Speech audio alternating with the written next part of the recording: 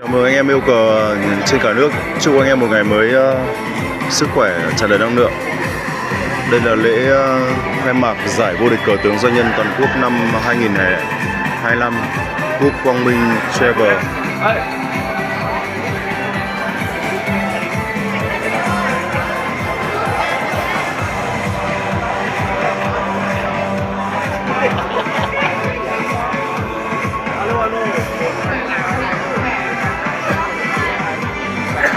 Trân trọng mời anh em lên kênh đón xem.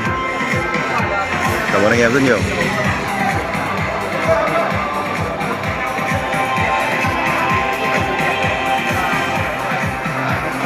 Và hôm nay em đi cùng bạn Lân quay phát giải này anh em nhé.